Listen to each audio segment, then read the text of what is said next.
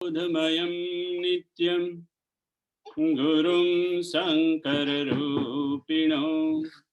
यमाश्रितो हि वक्रोऽपि चन्द्रः सर्वत्र वन्द्यते।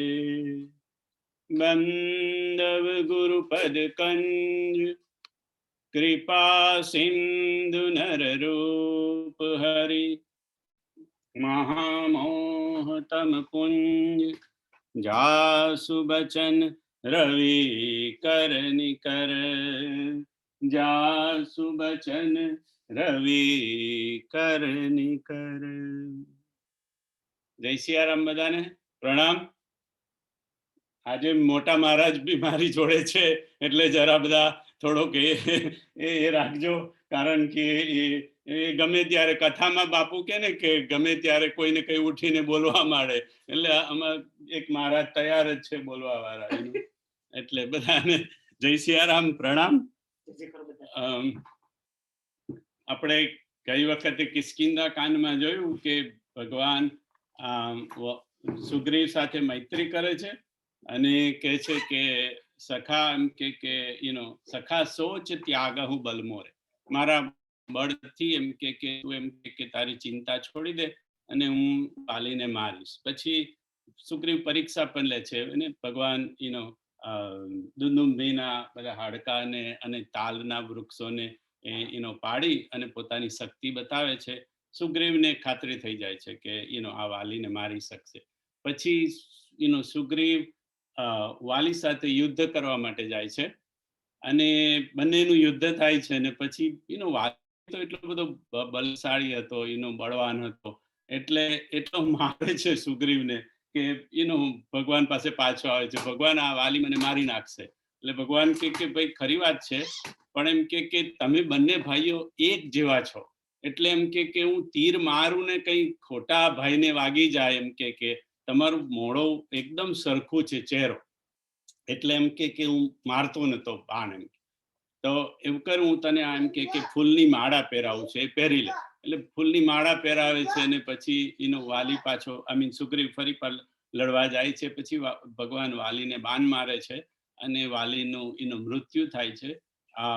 એ વખતે વાલી પોતાના દીકરાને અંગદને ભગવાનને સોંપે છે.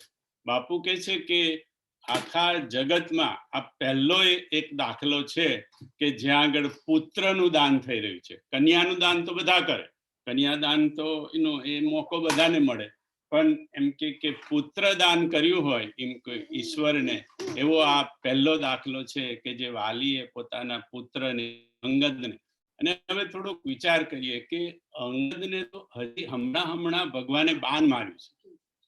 થોડીક જ મિનિટો પહેલા ભગવાને વાલીને બાણ માર્યું છે અને એ વાલી પોતાના દીકરાને રામના હાથમાં સોંપે છે, પુત્રનું દાન કરે છે. કારણ કે બાપુ કહે છે કે જેવું એને વાલીને જેવું ભગવાનનું બાણ વાગ્યું, રામ બાણ વાગ્યા હોય તે જાણે. એટલે જેવું રામનું બાણ વાગ્યું કે વાલી રહ્યો નહીં, એની બુદ્ધિના પડદા બધા ખુલી ગયા અને એને ખબર પડી ગઈ કે આ રામ કોણ છે. એટલા માટે એ પોતાના પુત્રને અંગદનું દાન કરે છે. પછી તારા આવે છે, તારા રડતી હોય છે, ભગવાન એને જ્ઞાન આપે છે કે क्षिति जल पावक गगन समीरा पंचरचित अति अधम शरीरा प्रगट सुतनु तव आगे सोवा जीव नित्य के ही लगी तुम रोवा. જીવ તો નિત્ય હોય અને આ જે મળદું પડ્યું છે તો છીતી જલ ગગન પાવક સમીરા, એ પંચ ધાતુનું બનેલું છે. તો તું રડે છે શેના માટે? જો જીવ માટે જો શરીર માટે રડતી હોય તો શરીર તો હજી અહીંયા જ, અને અંદર રહેલા જીવ માટે રડતી હોય તો જીવ તો નિત્ય છે. એવી રીતે ભગવાન જ્ઞાન આપે છે અને પછી તારાને જ્ઞાન થાય છે. સુગ્રીવ પછી સુગ્રીવને રાજ મળે છે, પણ જેવું રાજ મળ્યું કે ભગવાનનું જે કામ હતું ભગવાને એનું કામ કરી દીધું, પણ ભગવાનનું કાર્ય શું હતું કે સીતાની શોધ કરવાનું, એનું ભૂલી જાય છે. કારણ કે ભોગમાં પડી ગયો, હવે રાજ મળી ગયું, પૈસા મળી ગયા, નારી પાછી મળી ગઈ, એટલે એમ કે ભોગમાં ડૂબી જાય છે. એટલે ભગવાન લક્ષ્મણને મોકલે છે કે જા તું એને જઈને જગા. એટલે લક્ષ્મણજી આવે છે અને કહે છે કે હું મારા ધનુષ્ય બાણથી આકાશનો બાણ ચલાવી અને અગ્નાસ્ત્ર નો પ્રયોગ કરી અને આખા નગરને હું બાળી નાખું. એટલે સુગ્રીવ બહુ ગભરાય છે અને તારાને એને પોતાની પત્નીને અને હનુમાનને કહે છે તમે જઈ અને જરા આ લક્ષ્મણજીને સમજાવો. લક્ષ્મણજીને તારા આવે છે, એને સમજાવે છે, એનો અંગદ પણ ત્યાં આવી જાય છે અને પછી એના મહેલમાં લઈ જાય છે અને એને પલંગ પર બેસાડે છે. લક્ષ્મણજીને એમના ચરણ પ્રક્ષાલન કરે છે અને પછી બધી વાત કરે છે કે ભાઈ તું કામ ભૂલી ગયો ભગવાનનું, રામજીનું, એટલા માટે મને ભગવાને મોકલ્યો છે. અંગદ આમી વખતે હનુમાનજી કહે છે એમને કે અમે હમણાં જ બધા લોકોને મોકલ્યા છે તપાસ કરવા માટે, એટલે અમે કામ શરૂ કરી દીધું છે. થોડુંક મોડું થયું પણ અમે કામની શરૂઆત કરી દીધી છે.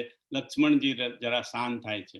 બાપુ અહીંયા એક વસ્તુ કહે છે કે એ સુગ્રીવ તે વખતે રાજા હતા અને રાજાના મહેલમાં લક્ષ્મણજીને લઈ આવવામાં આવ્યા હતા.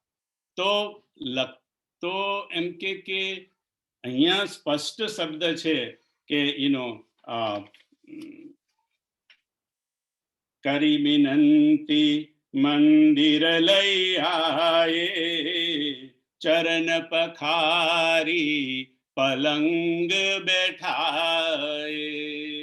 કે લક્ષ્મણજીને લઈ આયા અને ચરણના પ્રક્ષાલન કરી અને પલંગ પર બેસાડ્યા. બાપુ કે આટલો મોટો રાજાનો મહેલ હોય, ત્યાં તો કેટલા કેટલા સિંહાસન હોય, સોફા પણ હોય, મોટી મોટી ચેરો હોય, જ્યાં જ્યાં બેસવું હોય ત્યાં. પહેલાના સિંહાસન પણ ગાદીઓ એ પણ આપણા સોફા કરતા સરસ હતા. તો એમ કે પલંગ પર કેમ બેસાડ? તો બાપુ કે છે કે લક્ષ્મણજી કોણ છે? લક્ષ્મણજી શેષનાગનો અવતાર છે અને આ સુગ્રીવ છે એ વિષયોમાં, વિષય ભોગમાં, આ આહાર ને ખાવું પીવું ને શું, એની અંદર વિષય ભોગની અંદર એ ભગવાનનું કામ ભૂલી ગયો છે. હવે એના પલંગ ઉપર શેષનાગ જઈને બેસી જાય પછી એનાથી એમ કે વિષય ભોગમાં એનું મન લાગે.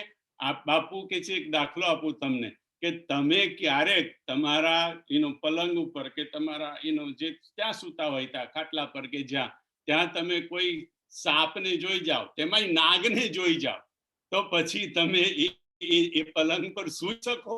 કારણ કે જ્યારે જ્યારે તમને નાગ દેખાય કે અહીંથી આવશે, અહીંથી આવશે, ભલે જતો રહ્યો હોય પણ તોય તમને એવું થાય કે કઈ નીકળશે અંદરથી. એટલા માટે એમ કે લક્ષ્મણજીને લાવી અને એમ કે હનુમાનજી હતા, હનુમાનજીની બુદ્ધિમત્તા હતી, એ લાવીને સુગ્રીવની ઊંઘ ઉડી જાય નાગના અવતારના ત્યાં આગળ બેસવાથી.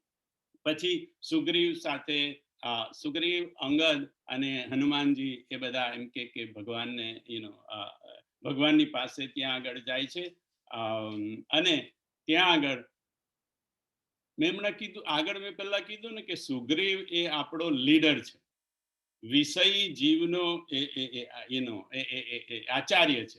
એટલે એ જઈ અને ભગવાનને એવું નથી કહેતો ભગવાન હું તમારું કામ ભૂલી ગયો. ખરેખર તો એ બધું બધા મહોત્સવમાં બધું ભૂલી ગયો હતો ભગવાન. પણ ભગવાનને ત્યાં જઈને એ શું કહે છે?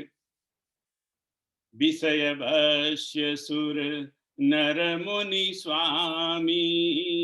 દોહો 20મો દોહો, જરાક થોડો ઉપરથી જોઈ લઈએ 20મા દોહા.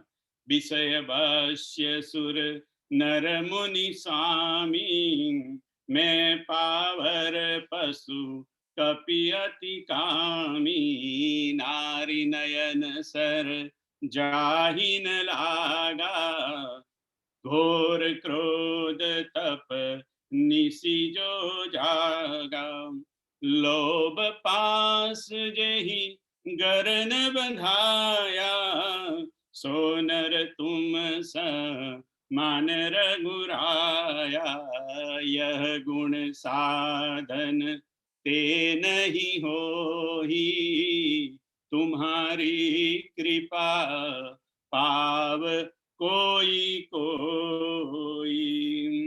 એને બધો હળિયો દળિયો ભગવાન પર નાખ્યો. ભગવાન આ લોભ ને ક્રોધ ને મોહમાં હું ફસાઈ ગયો, એ મારો વાંક નથી, કારણ કે તમે હજી મારી પર કૃપા કરી નથી. યહ ગુણ સાધન તે નહીં હોઈ, તુમ્હારી કૃપા પાવ કોઈ કોઈ. પછી કીધું ઉપર એને ભગવાનને કીધું, અતિશય પ્રબલ દેવ તવ માયા, છૂટઈ રામ કરહું જો દાયા. તારી માયા એટલી બધી પ્રબળ છે, તો તું જો દયા કરે તો અમારું આ બધું છૂટે. ધેટ મીન્સ કે ભગવાન એવું કહેવા માંગે છે કે ભગવાન તમે મારી સાથે મૈત્રી કરી, પણ તમે હજી મારી પર દયા કરી નથી. કારણ કે જો તમારી દયા થઈ, મારો આ બધો મોહ બધો છૂટી ગયો. એટલે બધો અડિયો દડિયો સુગ્રીવ ભગવાન સમજી ગયા. ભગવાન તબ રઘુપતિ બોલે મુસ્કાઈ, તુમ પ્રિય મોહી ભરતજીની ભાઈ. તું મને મારા ભરતની જેટલો પ્રિય છે. ભગવાને હસીને કીધું, કારણ કે ભગવાન સમજી ગયા કે આ બધી સુગ્રીવની ચતુરાઈ છે. જેમ આપણે બધી ચતુરાઈ કરીએ એવું પછી આપણા આચાર્ય તો એવા જ હોય ને. એટલે પછી સુગ્રીવ બધાને જુદી જુદી દિશાની અંદર સીતાજીની શોધ કરવા માટે મોકલે છે. જે મુખ્ય ટુકડી હોય છે, જેમાં નલ, નીલ, અંગદ, જામવંત અને હનુમાનજી, આ જેની મુખ્ય ટુકડી હોય છે, મુખ્ય ટુકડીને સુગ્રીવ દક્ષિણ દિશામાં મોકલે છે. એ વખતે ભગવાન હનુમાનજીને પોતાની મુદ્રિકા આપે છે, કે જાણે છે ભગવાન કે આ કાર્ય હનુમાનજીથી થશે.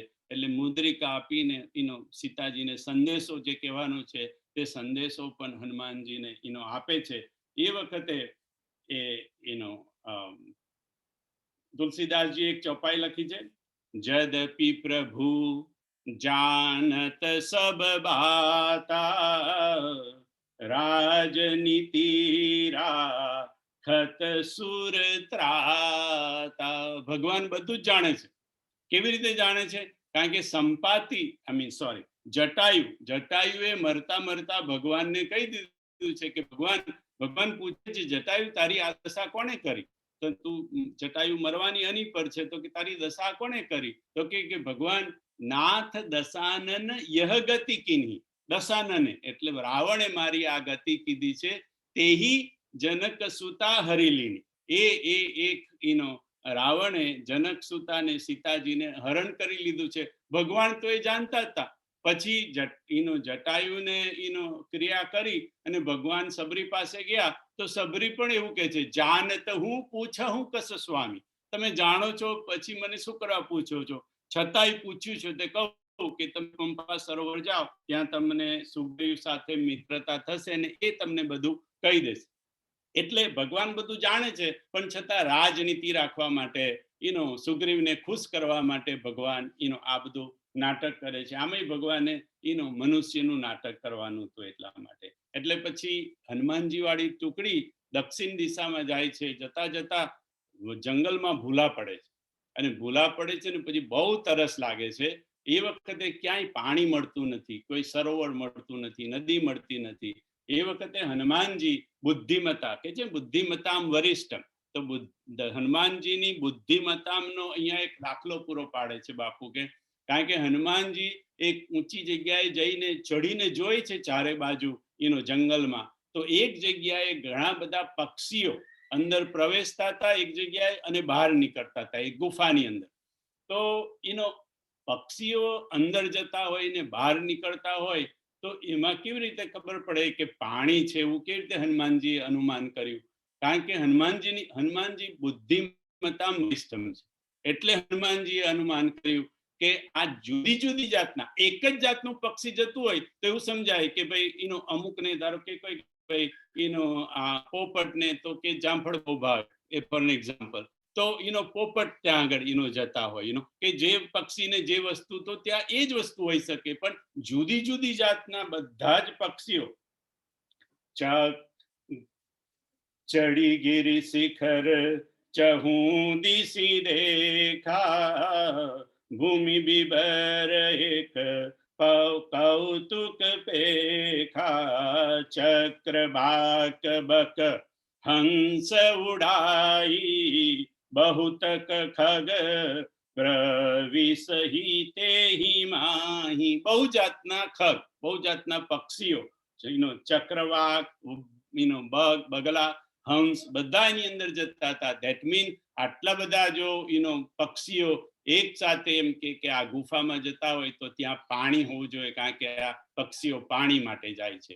એવું કરીને હનુમાનજી પછી આખી ટુકડીને ત્યાં આગળ લઈ આવે છે અને એ ગુફાની અંદર પ્રવેશ કરે છે. હનુમાનજી આગળ થાય છે, પાછળ આખી ટુકડી આવે છે અને ત્યાં અંદર જઈને જોઈ છે તો સુંદર એક બાગ હતો, એક ઉપવન હતું. ત્યાં આગળ નાનું અમથું જળાશય હતું અને બધા વૃક્ષો, મધુર મધુર ફળવાળા વૃક્ષો ત્યાં હતા અને એક મંદિર ત્યાં હતું ને મંદિરમાં એક તપકુંજ નારી બેસીને એમ કે તપ કરતી હતી, જેનું નામ હતું સ્વયંપ્રભા.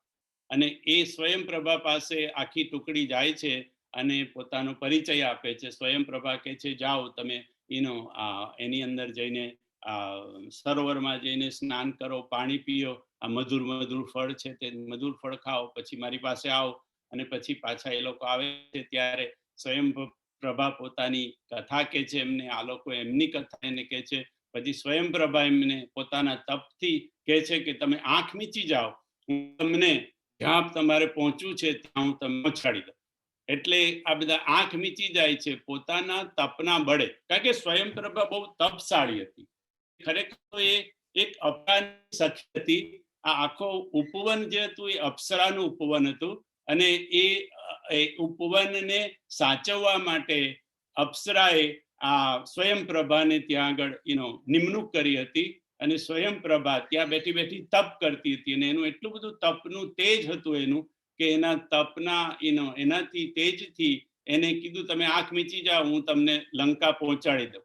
પણ બાપુ કહે છે કે આ લોકોએ આંખ તો મીચી, પણ થોડીક વાર રહીને થયું કે આપણે કેટલે સુધી પહોંચ્યા તે જરા જોઈએ તો ખરા. એટલે દરિયાના કિનારે આવ્યા અને આંખો ખોલી નાખી જોવા માટે કે ક્યાં પહોંચ્યા. અને વાંદરા કેવા, એકે આંખ ખોલી એટલે બીજા પેલી ટોપી વાળું આપણે જોયું હતું ને કે એકે ખોલી એકે ટોપી નાખી એટલે બીજાએ નાખી. એટલે એમ કે એમને આંખો બધાએ ખોલી નાખી. એટલે એમ કે દરિયાના આ કિનારે એ લોકો ત્યાં આગળ આવી ચડ્યા. નહીં તો બાપુ કે થોડીક વાર વધારે આંખો બંધ રાખી હોત તો સ્વયંપ્રભા એમને ઠેઠ સીતા માતા સુધી અશોક વાટિકામાં પહોંચાડી દે. પણ એનું પણ કારણ હતું બાપુ કે, કારણ કે અહીંયા એને એમ કે સંપાતિ સાથે એની મુલાકાત થવાની હતી. જટાયુનો ભાઈ, ભગવાનની એવી ઈચ્છા હતી કે આ લોકો જટાયુને મળે એમ કે ત્યાં આગળ. એટલે ત્યાં આગળ પછી બધા દરિયા કિનારે વિચાર કરતા હોય છે કે ભાઈ આપણે કેવી રીતે આ સમુદ્રને પાર કરીશું. એટલે બધા પોતપોતાનું એમ કે બળ જે કંઈ હોય છે તે એ લોકો એકબીજાને કહેતા હોય છે. એ એ સંપાતિ જ્યારે આ લોકોને મળ્યો ત્યારે સંપાતિને પહેલા એવું થયું કે આ લોકો ભગવાને મને આહાર આપ્યો, કારણ કે સંપાતિની પાંખો બળી ગયેલી હતી. એની કથા એવી છે, હા બાપુએ કીધી એવી, એનું કિષ્કિંધામાં એનું વર્ણન છે ચલાઈમાં. 27મો દોહો આપણે વાંચી જઈએ એટલે એની આખી સંપાતિની કથા આવે છે.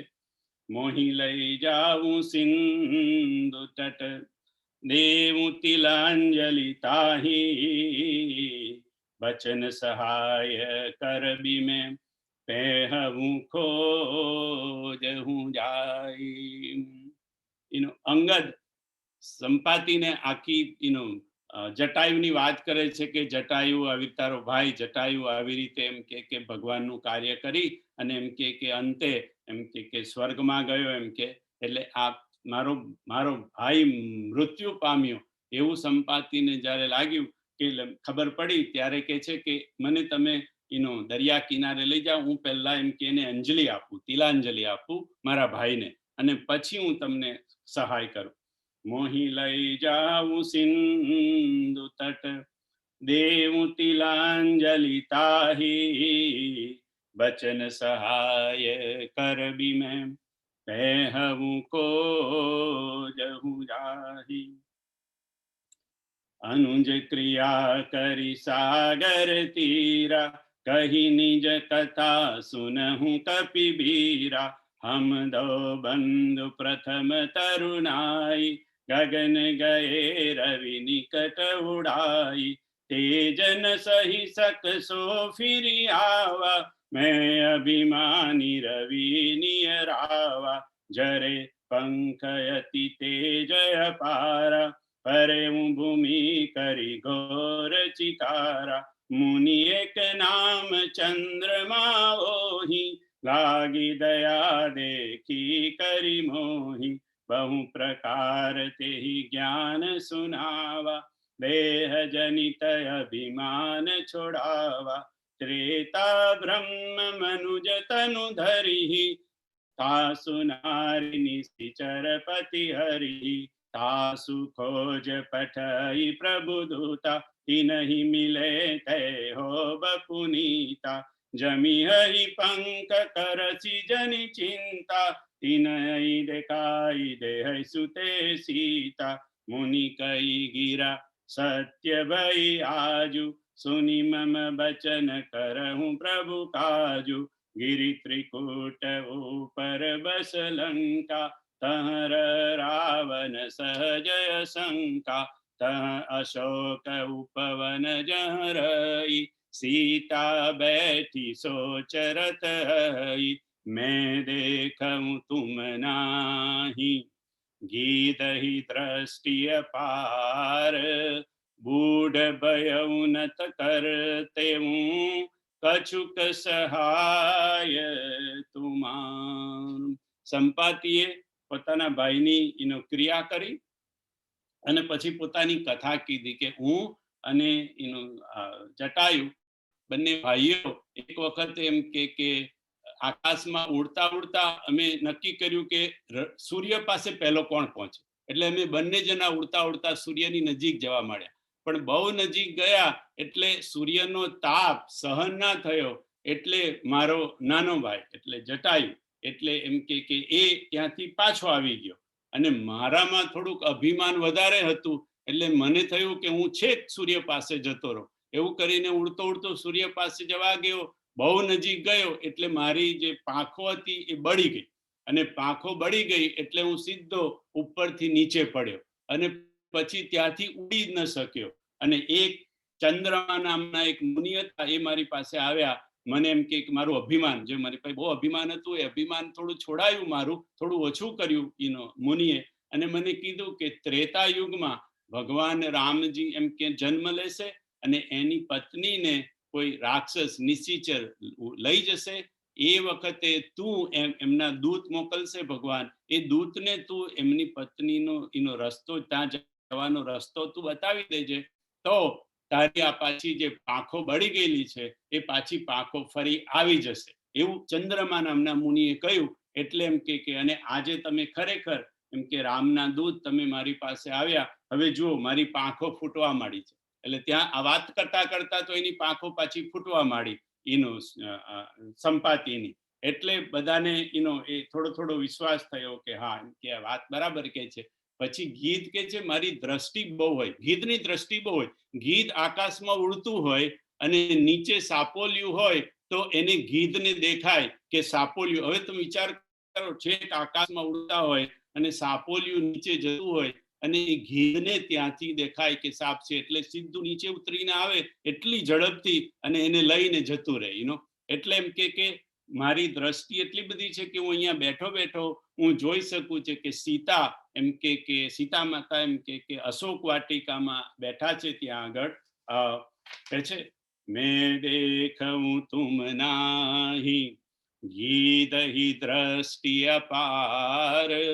બૂઢ ભયઉ નત કરતે હું, કછુક સહાય તુમાર. હું હવે ઘરડો થઈ ગયો, નહીં તો હું તમારી સહાય કરત. કદાચ હું તમને એમ કે મારી પર બેસાડીને હું તમને લઈ જઈ શક્યો હોત, પણ હવે હું એમ કે મારી પાંખો તો આવી, પણ છતાંય હું હવે ઘરડો થઈ ગયો છું. અને પછી આગળ કે છે जो ना गई सत जो जन सागर, करई सो राम काज मति आगर। मोहि बिलो किधर हूँ मन धीरा, राम कृपा कस भयउ शरीरा। पापी जाकर नाम सुमिरहि, अति अपार भव सागर तरहि। तासु दूत तुम तजि कदराई, राम हृदय धरि करहूँ पाई। हस कही गरुड़ गीत जब गयऊँ, तिनके मन अति विस्मय ભયઉ। આવી રીતે એમ કે ભાઈ એમ કે તમે લોકો બધા ધીરજ રાખો, તમે તો એમ કે ભગવાનના દૂત છો, તમારાથી એમ કે કાર્ય જરૂર થશે એવું સંપાતિએ કહ્યું। અને પછી સંપાતિ ઉડીને, જેની પાંખ નથી અને પાંખ આવી અને ઉડીને જ્યારે સંપાતિ ગયો ત્યારે બધાને આશ્ચર્ય લાગ્યું કે ખરેખર એમ કે એનો કે આ સંપાતિએ જે કીધું એ બધું થશે એમ કે, કારણ કે અત્યાર સુધીમાં એ લોકો ધીરજ ગુમાવી ચૂક્યા હતા કે આપણાથી આટલા બધો સમય થઈ ગયો, હજી સીતા માતા આપણને મળ્યા નહીં એટલા માટે। પછી હવે તો કહી દીધું સંપાતિએ કે લંકાની અંદર અશોક વાટિકામાં જે એમ કે સીતા માતા બેઠા છે હું જોઈ શકું છું, પણ આ યોજનનો સાગર, 100 યોજનનો સાગર જે ઓળંગીને ત્યાં જશે એ કાર્ય કરી શકશે। એટલે નિજ નિજ બલ સબ કાહું ભાખા, जाई कर संशय राखा। जरट भयउ अब कई छेसा, नहीं तन रहा प्रथम बल लेसा। जब ही त्रिविक्रम भये खरारी, तब मैं तरुण रहेऊँ बल भारी। बलि बांधत प्रभु बांधेऊँ, सौ तनु भरनी न जाई। उभय गरी महदीनी, सात प्रदीक्षण धाई। બધાએ પોતપોતાના બળની વાત કરી કે ભાઈ હું એમ કે કેટલે જઈ શકું, કેટલું ઉડી શકું એનું, કારણ કે આ 100 યોજનનો સાગર હતો, એને પાર કરવાનો હતો। પણ એમ કે બધાને એવું લાગ્યું કે આ પાર થઈ શકે એની અંદર અમને સંશય છે, એવું બધા એકબીજાને કહ્યું। એ વખતે જામવંતજી કહે છે કે જરઠ ભયવ, હવે હું બૂઢો થઈ ગયો, એટલે એમ કે મારી અંદર પહેલા જેટલું બળ રહ્યું નથી, પરંતુ જ્યારે ભગવાન જબહિ તીવ્રિક્તમ ભયે ખરારી, ખરારી રામ, ખરના દૂષણ રામજી એમ કે એટલે ઈશ્વર જ્યારે એમ કે વામન અવતાર લીધો ને તે વખતે જ્યારે એમ કે મોટું સ્વરૂપ એમને ધામ કર્યું, 3 પગલામાં બલિની બલિ પાસે એક કથા એવી છે, બાપુ હમણાં જ કીધી કે બલિ રાજા ખૂબ જ અહંતા અને મમતાથી ઘેરાયેલો હતો। અહંતા એટલા માટે કે આખી પૃથ્વી પર એનું રાજ હતું, અને મમતા એને પોતાના પૈસા પર, પોતાની પૃથ્વી પર, પોતાના ધન પર મમતા પણ એમ કે ખૂબ હતી। પણ એ બહુ જ એમ કે ધર્મ વાળો રાજા હતો, બહુ ધાર્મિક હતો। એટલે એમ કે ભગવાન એટલે એને થોડો પાઠ શીખવવો હતો। એટલે ભગવાન બલિ જ્યારે યજ્ઞ કરતો હોય છે ત્યારે ભગવાન ત્યાં વામન ભક્તનું રૂપ લઈને બલિ પાસે જાય છે। અને બલિ એટલે બાપુએ હમણાં કીધું ત્યારે મને ખબર પડી, તમને કદાચ ખબર હોય, પણ એ કીધું કે બલિ એટલે પ્રહલાદના પુત્રનો પુત્ર, એટલે પ્રહલાદનો પૌત્ર થાય એ બલિ। અને એ બલિ પાસે ભગવાન ગયા અને કીધું કે મને એમ કે હું એમ કે પૂજા કરવા બેઠો હતો એક જગ્યાએ, અને મને આવીને એના માલિકે ઉઠાડ્યો। એટલે એમ કે મને એવી એક જગ્યા જોઈએ છે કે જ્યાં બેસીને હું શાંતિથી પૂજા પાઠ કરી શકું। તો કે તો પૂજા પાઠમાં એમ કે કેટલી તમારે કેટલી જગ્યા જોઈએ, બોલો ને, મારી પાસે તો આખી પૃથ્વી છે।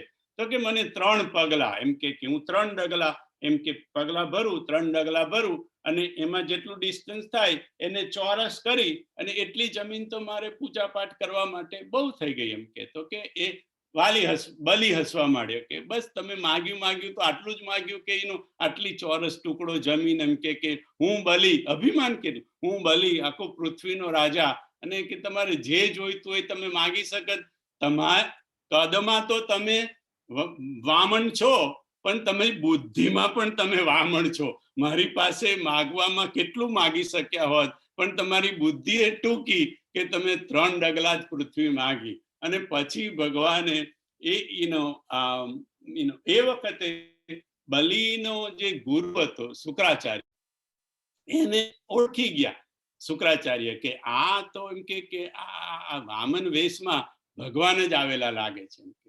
એટલે એમ કે બલિને કીધું કે તું આને વરદાન આપીશ નહીં. પણ બલિ કે એવું કેવી રીતે બને, મારી પાસે કોઈ માગવા આવે ને મારે આપવું જ પડે એમ કે એટલે શુક્રાચાર્ય બહુ સમજાયું, પણ બલિ માનતો નથી. છેવટે આ જે પ્રતિજ્ઞા કરવાની હોય કે ભાઈ તમે જે માગશો એ હું તમને આપીશ, એ પ્રતિજ્ઞા કરવા માટે હાથમાં જળ લેવું પડે. એટલે આ બલિ જળ લેવા માટે એની જે પેલી કીટલી હોય ને, એ કીટલીમાંથી પાણી લઈને હાથમાં નાખવો તો શુક્રાચાર્ય રૂપ બદલી અને કીટલીનું જે પેલું એ હોય ને આગળનું એની અંદર ઘૂસી ગયા કીટલીના એમાં, અને એમ કે પાણી પડે નહીં. પાણી જો હાથમાં ના આવે તો એમ કે એ પ્રતિજ્ઞા કેવી રીતે કરવાનો છે એમ કે. એટલે કીટલીના એમાં પેલા નાળચામાં ઘૂસી ગયા. ભગવાનને ખબર પડી ગઈ, ભગવાન તો બધું જાણી જાય, આ શુક્રાચાર્ય બેઠો છે અંદર એમ કે એટલે સડી લીધી ભગવાને. અને ના એમ કે બલી મને એવું લાગે છે કે શું કચરું અંદર ઘૂસી ગયું છે, જરા આપણે એમ કે આ સળી નાખીને જરા હરકું કરીએ એટલે પાણી આવી જશે.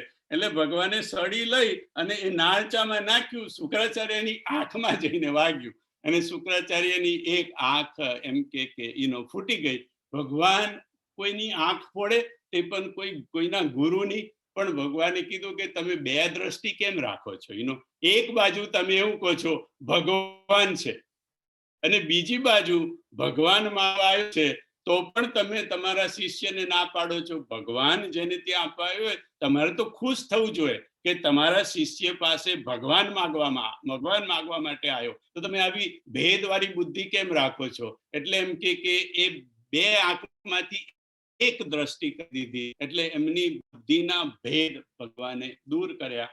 અને પછી તો 3 ડગલા પૃથ્વી માગે છે અને 2 ડગલામાં તો આખી પૃથ્વી ભગવાને લઈ લીધી. તો ભગવાન કે છે કે હવે ત્રીજો પગ કઈ મૂકું? એટલે બલિ કે છે ભગવાન તમે મારા માથા પર ત્રીજો પગ મૂકો. અને એ ત્રીજો પગ એ ભગવાન બલિના માથા પર મૂકે છે ને બલિનો ઉદ્ધાર થઈ જાય છે. ભગવાનનો ચરણ જેના માથા પર પડે, આપણે અહલ્યાનો પ્રસંગ તો જાણીએ છીએ, એટલે બલિનો ત્યાં ઉદ્ધાર થઈ જાય છે. એ વખતે જામવંતજી ત્યાં હાજર હતા.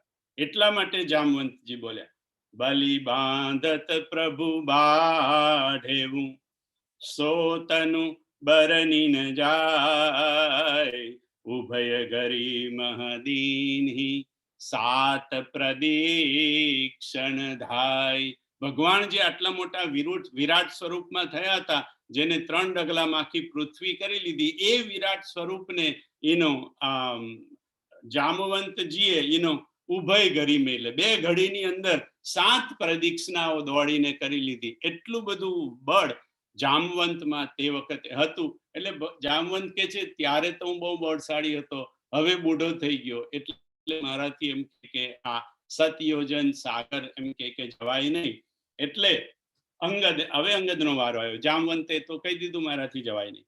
અંગદ કહી જાવ મેં પારા, जिस संशय कछु फिरती बारा, जामवंत कह तुम सब लायक, पठयई किमि सब ही करनायक. જામવંત અંગદે કીધું કે હું જઈ તો શકું, 100 યોજન સાગર નાધી તો શકું, પેલી પાજે લંકામાં પહોંચી જાઉં, પણ જીય સંશય કછું ફિરતી બાર, કે પાછા વળતી વખતે મને જરા શંકા છે કે હું આવી શકીશ કે નહીં. જામવંત કે છે, જામવંત કહ તુમ સબ લાય. જામવંત કે તમે તો લાયક છો, જઈ પણ શકો અને આવી પણ શકો, પણ તમે બધાના નાયક છો, આખી ટુકડીના. નાયકને કેવી રીતે મોકલી દેવાય એમ કે પછી એમ કે અમને બધાને એમ કે લીડ કોણ કરે? એટલે તમે લીડર છો, એટલે અમારાથી તમને મોકલાય નહીં.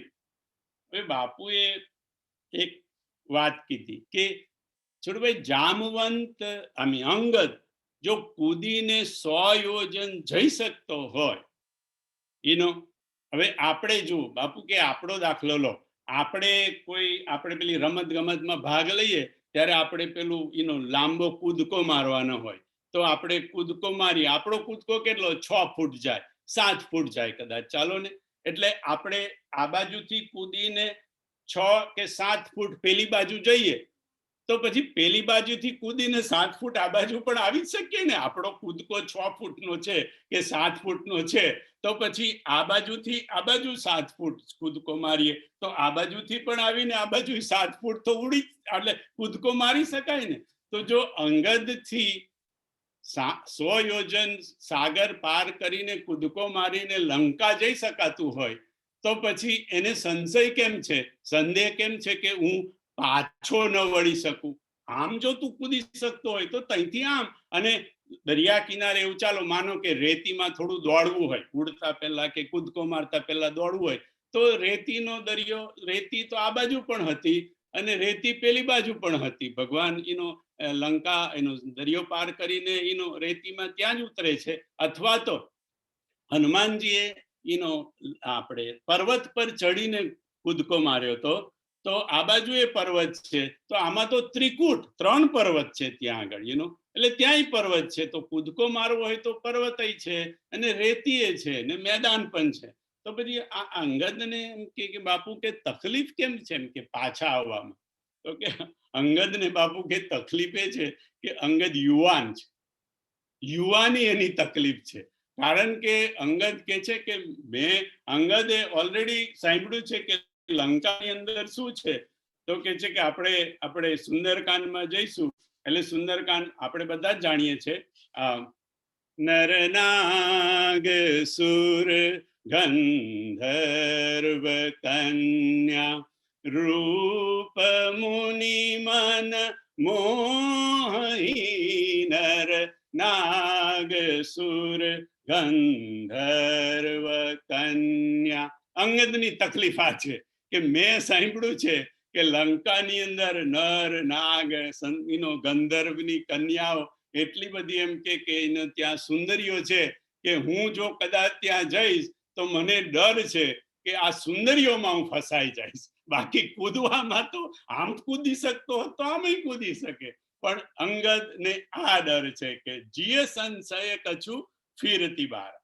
પછી જામવંત ગયા, અંગદ ગયો, હવે ત્રીજો વાર આવ્યો જામવંત. હવે હનુમાનજીને કહે છે, કહી રીછ પતિ સુनु હનુમાના, કાચુપ સારી રહે બલવાના, પવન તનય બલ પવન સમાના, બુદ્ધિ વિવેક વિज्ञान નિધાના, કવન સુકાજ कठिन जग माही, जो नहीं होई तात तुम पाही, राम काज लगी तव अवतारा, सुनत ही भयं पर्वताकारम.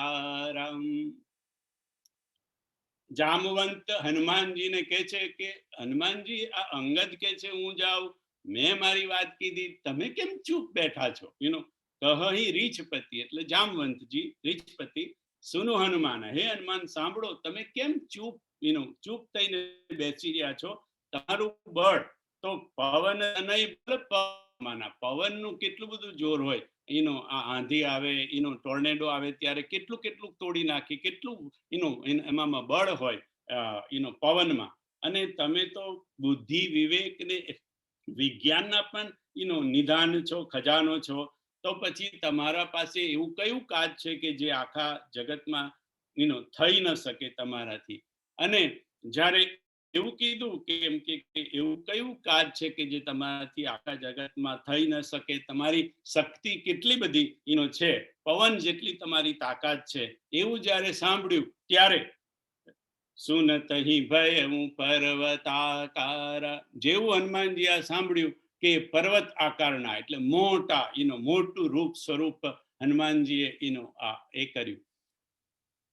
બાપુ કે છે કે આ એટલા માટે થયું કે હનુમાનજી પોતાની શક્તિ કેટલી છે એ ભૂલી ગયા હતા. અને કેવી રીતે ભૂલી ગયા હતા?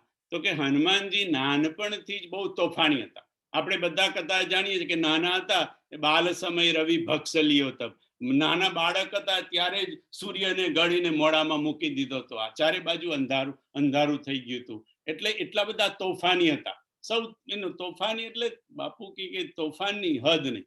અને પછી રવિને તો છોડાયો, સૂર્યને તો છોડાયો, પછી તો ઇન્દ્ર એને સૂર્ય દેવતાએ, પવન દેવતાએ કેટલા બધા આશીર્વાદ આપ્યા, પણ છતાંય હનુમાનજીની તોફાન ચાલુ રહ્યા. એ બધા ઋષિ મુનિઓના આશ્રમમાં જઈને એટલો બધો ઉધમ મચાવતા, જેની વાત ના પૂછો. એટલે આ ઋષિ મુનિઓએ એમના પિતાને કેસરીને જઈને ફરિયાદ કરી કે આ તમારો દીકરો આટલી બધી ધમાલ કરે છે, તમે એને કંઈક રોકો ને. એટલે કેસરી કે સારું, હું એને સમજાવવા પ્રયત્ન કરીશ એમ કે પછી કેસરી રાજા એને સમજાવવા પ્રયત્ન કર્યો, પણ હનુમાનજીની તોફાન ધમાલ મસ્તી ઓછી થઈ નહીં.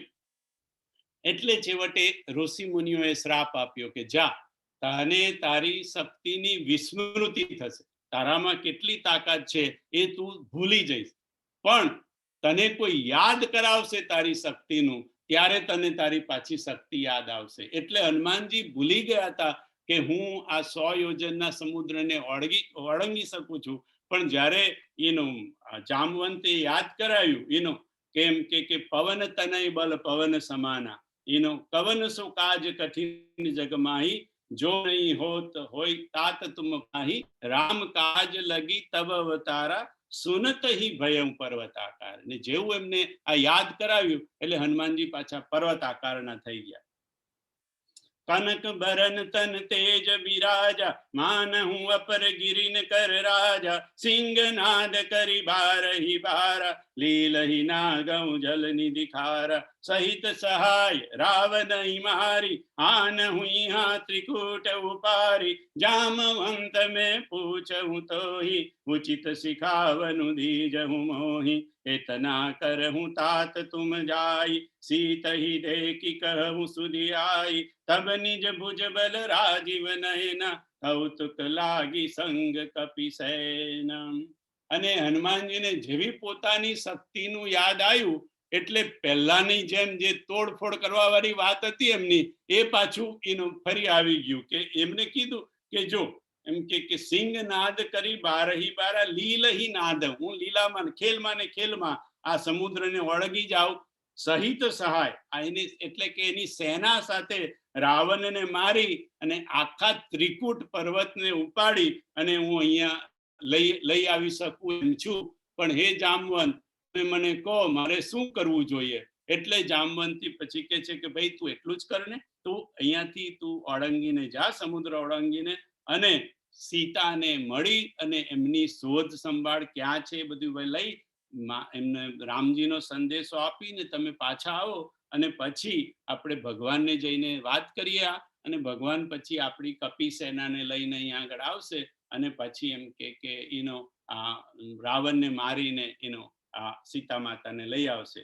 કપિસેન સંગ સંગારી નિશિચર, राम सीता ही आनी है, त्रैलोक पावन सुज सुसुर मुनि, नारदादि बखानी है, जो सुनत गावत कत समुझत, परम पद नर पावई, रघुवीर पद पाथोज मधुकर, दास तुलसी गावई, दास तुलसी गावई. भव भेषज रघुनाथ जसु, सुनहि जिन अरु नारी, तिन कर सकल मनोरथ, सिद्ध करहि त्रिशिरारी. नीलोत्पल तन श्याम, काम कोटि शोभायधिक, सुनियता सुगुण ग्राम, जासु नाम यग खग बधिक. જામવંતે હનુમાનજીને કીધું, હનુમાનજી જવા માટે, લંકામાં જવા માટે, સમુદ્રને ઓળંગીને પાર કરવા માટે, છલાંગ મારવા માટે હનુમાનજી તૈયાર થયા છે. અને ત્યાંથી પછી સુંદરકાંડની શરૂઆત થાય છે. આપણે બધા સુંદરકાંડને તો સારી રીતે જાણીએ છીએ, આપણે બધા ગાયો છે. પણ છેલ્લી 10 મિનિટમાં મારે થોડીક છોડુભાઈ અઘરી વાત કરવી છે. અઘરી વાત એટલા માટે કે બાપુએ આ કીધી હતી એટલે મારે કરવી છે, અને મેં જાણી જોઈને સમય આના માટે ઓછો રાખ્યો છે, કારણ કે આ સાંભળીને આપણને એવું થશે કે આ ક્યારે પૂરું થાય. બાપુની કથા હતી શ્રીલંકામાં, લંકાની જ વાત ચાલે છે. લંકાની કથા હતી સીતા ઓલિયામાં. એટલે સીતા અશોક વાટિકામાં જ્યાં સીતા માતાને રાખ્યા હતા એ સ્થળનું નામ છે સીતા ઓલિયા. એટલે ત્યાંના લોકો એને સીતા ઓલિયા કે.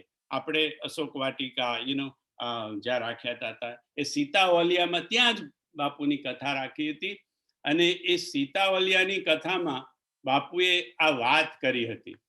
અને મને જ્યાં સુધી મારા સ્મરણમાં છે, બાપુ તો હવે કહ્યું હોય, મારા સ્મરણમાં છે ત્યાં સુધી બાપુએ આ વાત ફરી સીતાવલિયાની પછી કથા પછી ક્યારેય કરી નથી. ઓર એટલીસ્ટ બીજી રીતે કહું તો મેં સાંભળી નથી.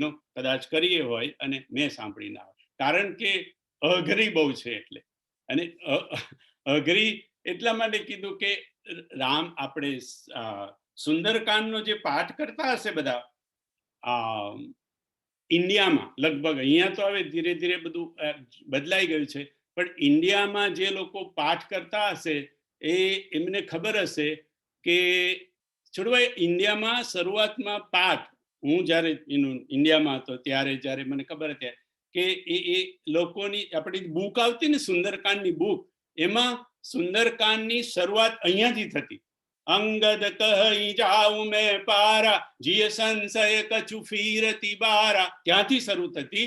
આ છેલ્લો કિસ્કિંદાનો દોહો હજી પણ તમને કોઈ સુંદરકાંડની ચોપડીઓ મળશે જેની અંદર આ છેલ્લો દોહો એ કિસ્કિંદાનો એ સુંદરકાંડની બુકમાં હોય. અને એ એટલા માટે બાપુ કહે છે કે એ આ કિસ્કિંદાનો છેલ્લો દોહો સુંદરકાંડની બુકમાં એટલા માટે હતો કારણ કે આ જે અહીંયાથી શરૂ થાય, અંગદ કહી જાઓ મેં પારા, એ હનુમાનજીએ જામવંતે હનુમાનજીની કુંડળીને જાગૃત કરી. હનુમાનજીની કુંડળીને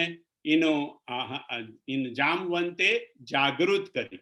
અને કુંડળીની જ્યારે જાગૃત થાય, કુંડલીની જ્યારે જાગૃત થાય પછી આપણા ચક્રો બધા ફરતા થાય. અને ચક્રો કુંડલીનીથી ફરતા ફરતા ફરતા ફરતા ચક્ર ભેદન કરતા કરતા એક પછી એક ચક્રો એ છેક સહસ્ત્રાર સુધી પહોંચે. અને સહસ્ત્રાર એટલે આપણી જે ચોટી હોય, ચોટી આપણા બ્રાહ્મણ લોકો જે ચોટી રાખતા ને, એ ચોટી કેમ રાખતા બાપુ કે એ ચોટી એનું મૂળ મહત્વ શું હતું? બ્રાહ્મણ હોય એટલે ચોટી રાખવી એવું નહીં. ચોટીની જે જગ્યા છે ને એ મગજના મધ્યની અંદર, ચોટી તો ઉપર હોય પણ એ જે ચોટીની જે જગ્યા છે તેનાથી તમે સીધું અંદર થોડા ઊંડા જાઓ અને જે મગજની મધ્ય આવે ત્યાં આગળ સહસ્ત્રાર ચક્ર છે, સૌથી છેલ્લું ચક્ર. આ યોગ વિદ્યાનું છેલ્લું ચક્ર સહસ્ત્રાર ચક્ર એ ચોટીની જગ્યાએ આવ્યું. એટલે બ્રાહ્મણ લોકો ચોટી એટલા માટે રાખે, એક કારણ, બીજા પણ કારણો હોઈ શકે કે એ લોકો કાયમ પોતાની જાતને અરીસામાં જોએ તો એમને યાદ આવે કે આપણે સહસ્ત્રાર સુધી પહોંચવાનું છે. આપણે સહસ્ત્રાર સુધી, ચોટીની જે જગ્યા છે એ સહસ્ત્રાર ચક્રની જગ્યા છે, એ ત્યાં સુધી આપણે પહોંચવાનું છે. બાપુ કે કુંડલીની એક વખતે જાગૃત થાય અને પછી એના જુદા જુદા ચક્ર ભેદન કરતી કરતી એ સહસ્ત્રાર સુધી પહોંચે. આપણા શરીરની સૌથી નીચેના ભાગમાં એટલે પગથી ઉપર પણ શરીરથી સૌથી નીચેનો જે ભાગ છે ત્યાં આગળ એમ કે મૂલાધાર ચક્ર છે. આપણે બધા કદાચ મૂલાધાર ચક્રનું નામ સાંભળ્યું હશે.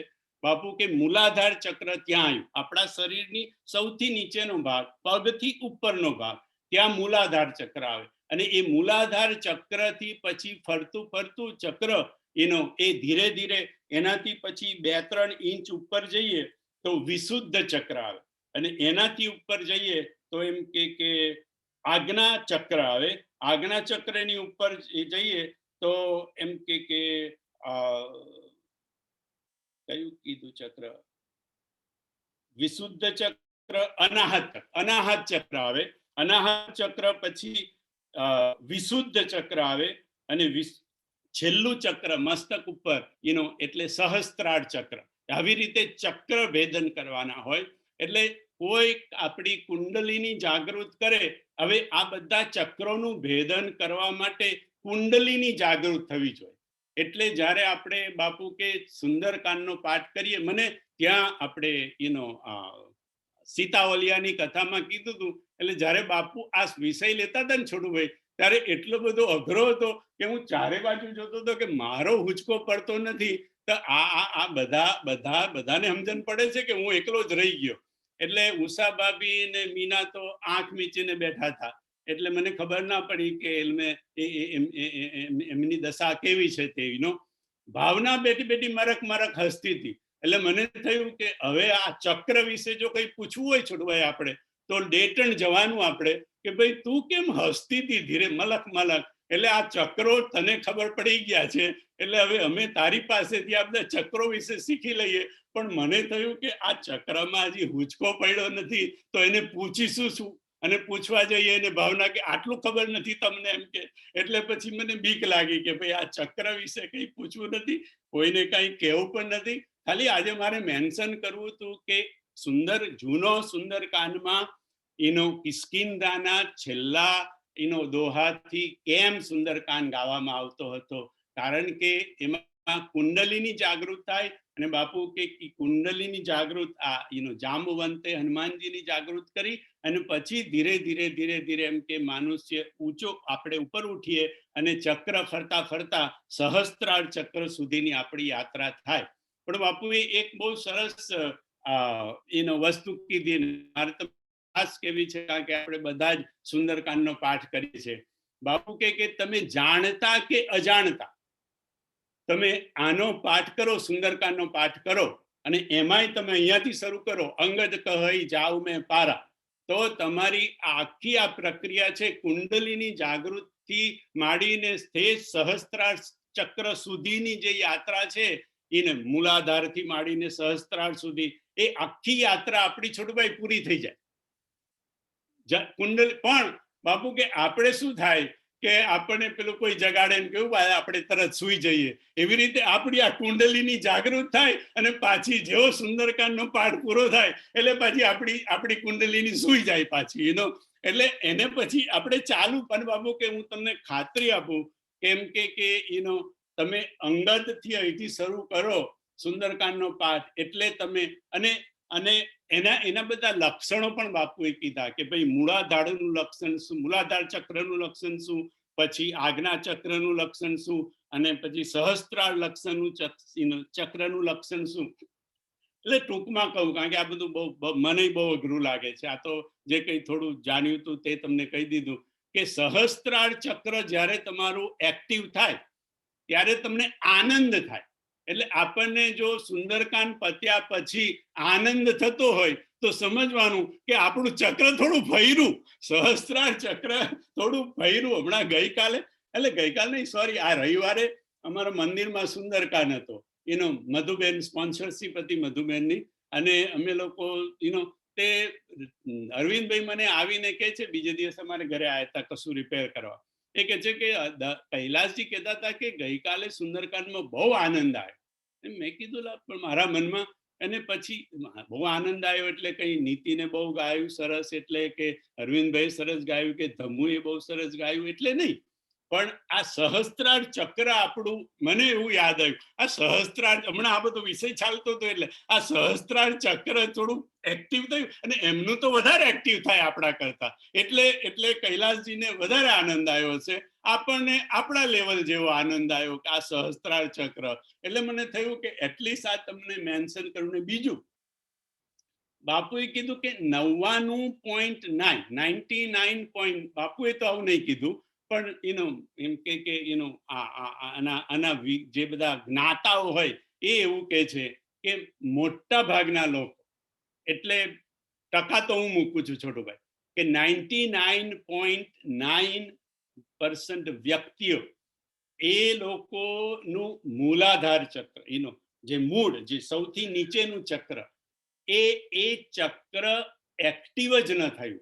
આપણું તો કદાચ સુંદરકાંડ ગાતા ગાતા એક્ટિવ થયું હશે, પાછું શાંત થઈ ગયું હશે, પણ એમ કે 99.9% લોકોનું જીવન શરૂ મૂળાધાર ચક્રથી થાય અને એ લોકોના જીવનનો અંત પણ મૂળાધાર ચક્રથી થાય. બાપુ એક વખતે વાત કરી હતી કે જીવ ક્યાં ક્યાંથી જાય, જીવ જે જાય તે ક્યાં ક્યાંથી જાય. અને એ વખતે બાપુએ કીધું કે સૌથી ઉત્તમ કક્ષાનો જીવ એને કહેવાય કે જે સહસ્ત્રાર મૂળમાંથી જાય તે.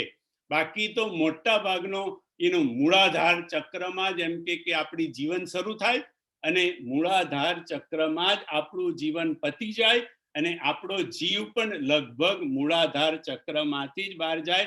આપણે આ ચક્રમાંથી ઉપર જ ના ઉઠી શકીએ, પણ છતાંય આશ્વાસન એટલું લેવાનું કે જો સુંદરકાંડ કરીએ તો આપણે કુંડલીની જાગૃતિ માંડી અને સહસ્ત્રાર ચક્ર સુધીની આપણી યાત્રા પૂરી થઈ જાય. ભલે પછી પાછા આપણે 2 કલાક પછી સૂઈ જઈએ. તો મને થયું કે આ બધા અઘરું તો બહુ જે હું નથી સમજ્યો એ તમને સમજાવવા માટે મારે પ્રયત્ન કરવાનો છે. એટલે મારે ભાવનાનો આશ્રય લેવો પડ્યો કે ભાઈ આપણામાંથી જો બીજું કોઈ જાણતું હોય તો એની પાસે થોડું જાણીએ. કારણ કે બાપુએ ફરી કોઈ વાર બાપુને થયું હશે કે આટલા બધા આગ્રામાં જવું નથી, પણ ખાલી મારે મેન્શન કરવું હતું કે સુંદરકાંડનો પાઠ અંગદ કહી જાઉં મેં પારાથી કરવાથી છેક સુધી કરવાથી આપણું આ બધા જ ચક્રો એક્ટિવ થઈ જાય છે. બધાને મારા જય સિયારામ, પ્રણામ.